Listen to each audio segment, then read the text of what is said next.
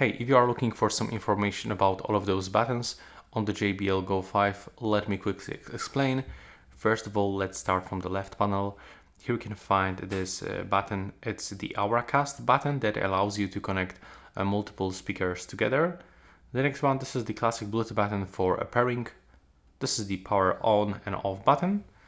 At the top, volume down, volume up, and play and a pause button, but also we can skip songs by using this one, so turn it next and the previous one.